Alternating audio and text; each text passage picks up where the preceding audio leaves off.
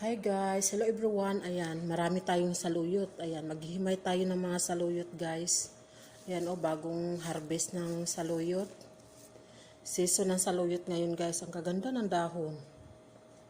Sarap nito guys. Lagyan ng labong at saka yung labong saluyot. Ganun, tapos inihaw na isda ba? Ang sarap nito. So yan, maghimay-himay tayo guys. Kasi lagay natin sa ref.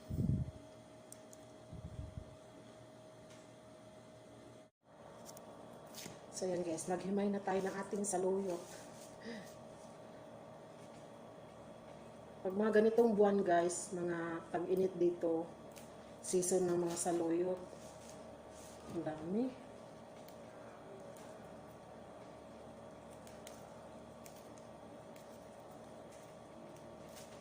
Masarap to siya,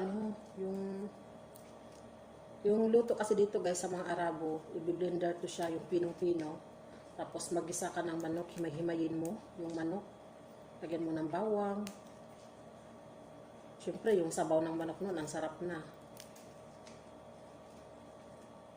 Ano to siya guys, matakaw to sa kanin. Pag ito ang kainin mo, mapaparami ka ng kanin pag ito ang kakainin mo na yung naka-blender ba. Pero pag ganito lang dahon na luto mo, yung hindi mo i-blender, okay lang. Talagang ganado kang kumain pag ganito ang ulam mo.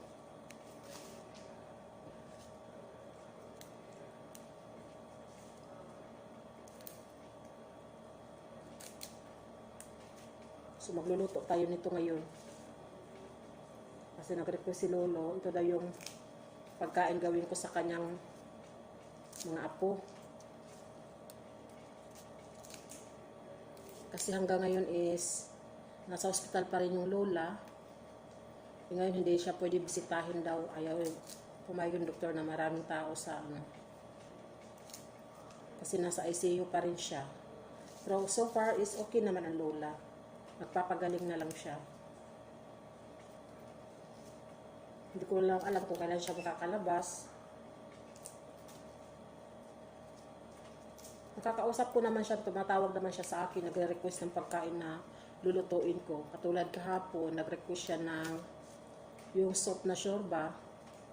Tapos, yun yung request niya sa akin kahapon. Tapos ngayon, nag-request siya na dessert na parang muhalabiya. Para siyang maha sa atin, kaya lang medyo matubig lang konti.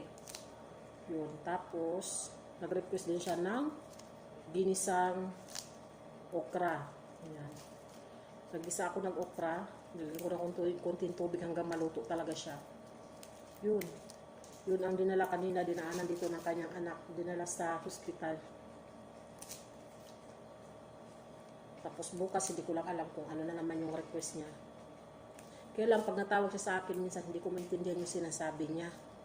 Kaya ang ginagawa, yung anak na lang niya nakikiusap sa akin.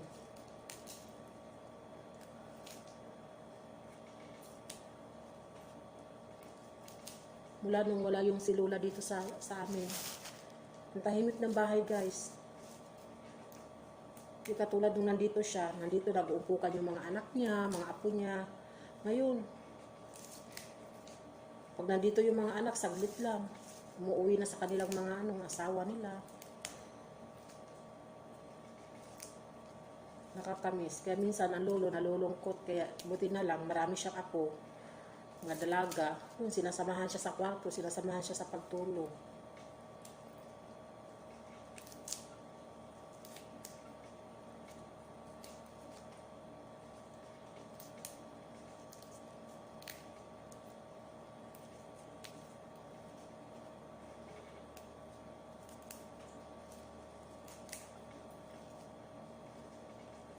Ang ganda talaga ng dahon na to. Ito guys, ang gagawin ko naman dito, kukuha ko ng sa akin. Pag nagluto ako ng pagkain ko, lagyan ko ng paunti-unti para matagal maubos. Pero ngayon magluto muna tayo para sa dalawang dalaging ging na nasa kwarto na natutulog. Tapos white rice.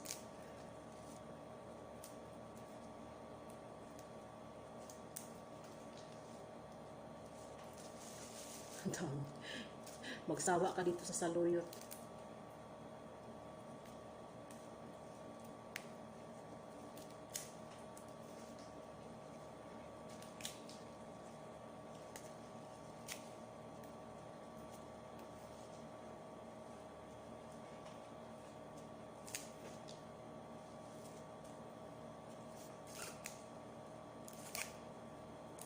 Kaso mga dalaga, ayaw nila na may bawang ito, yung igigisa. Kaya ang gagawin ko na lang, may hinimay naman ako dyan na ano manok. Kuluan ko na lang, lagyan ko ng kunting tubig, timplahan, saka to ilagay ang saluyot. Pero kung ako dito guys, gusto ko talaga ginisa siya na may bawang. Bawang lang, huwag mo lagyan sibuyas. Kasi ang bango talaga masarap.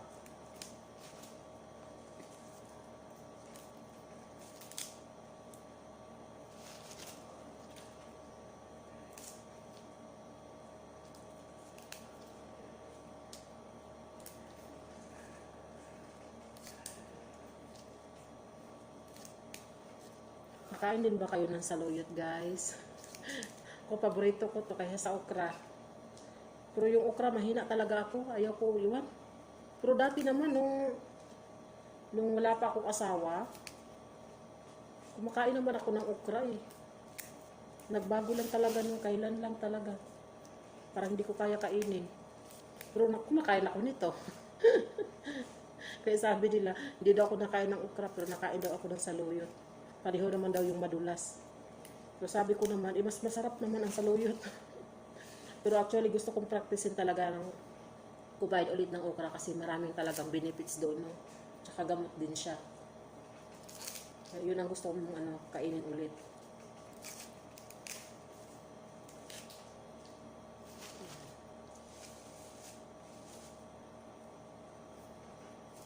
Tayo nag-ano nito ng malunggay ah.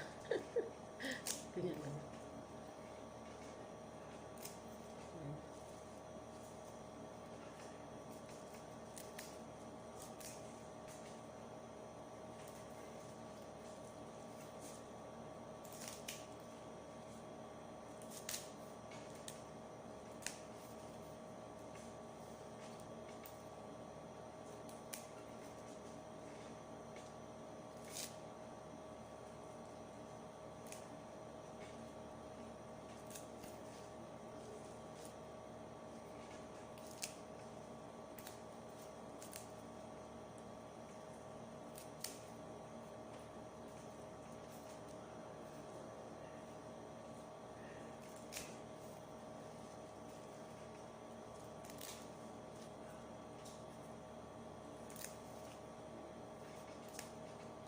Di ba sa Pilipinas itong saluyot kay tumutubo to sa may alala ko noon sa nangunguha lang kami sa Maisan ba guys?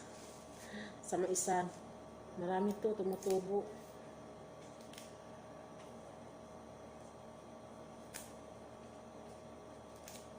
Tapos nilalagyan na namin to ng malunggay guys noon, tapos sardinas. Aba. Tanghalian na namin to. Tapos ang bigas namin is mais Talagang lusog-busog guys.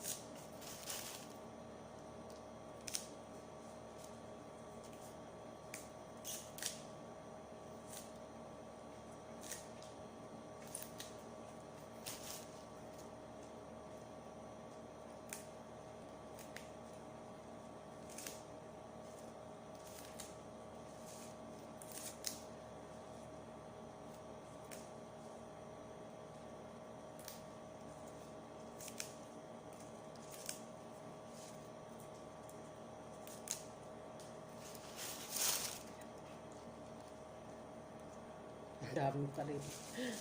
Busin natin to. Isang tali lang to siya. Ang dami.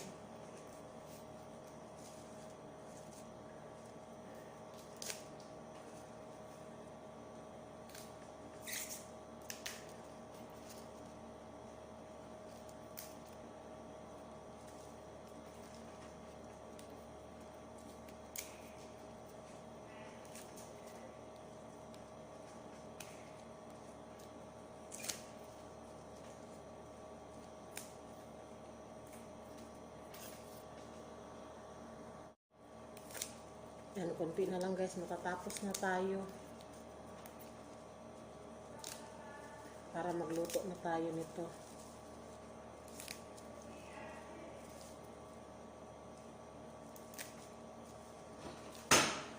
Ayan guys. Sabi ni Lolo, ano yan? Sabi ko sa luyot ni Mary. Kaya nagisingan ko sila. Kala ko mo nakaluto. Naglinis ako, bilisan.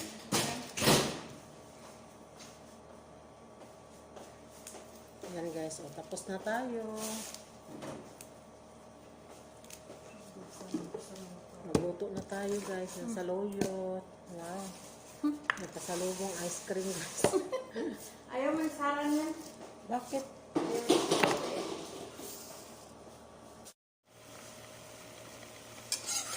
So ayan na guys, hindi ko na ipakita kanina. Hindi ko siya ginisa. Yung manok na hinimay-himay, yan. Nagpakulo lang ko ng konting tubig. Tapos tinimplahan. Tapos nilagay yung saluyot. Ayan. So ayan guys. Oh. Masarap to guys, masarap. Madali lang lutuin. Pero mas masarap to kung may bawang sana, pero ayaw nila ng bawang. Yung mga bata. Ayan, sarap.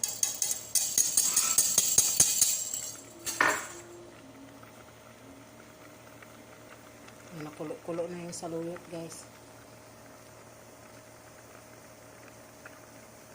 Yan, luto na yan.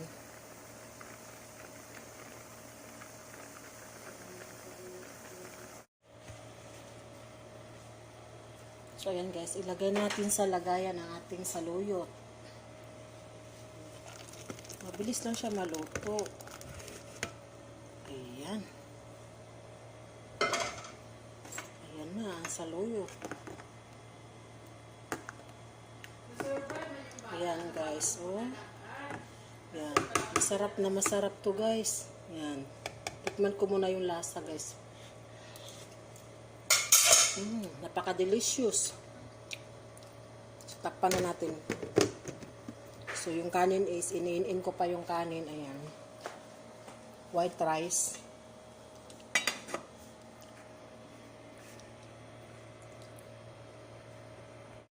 Hi guys, ayan. Katapos ko lang sa lahat. Nailagay ko na yung mga pagkain nila sa kwarto para mamaya paggising kakain na sila. So, ayan guys, thank you for watching everyone. Ayan, sobrang init. Grabe yung init guys. Ayan, thank you everyone. Naway di po kayo magsawa sa kapanunod ng ating mga video. See you sa my next vlog. Bye-bye!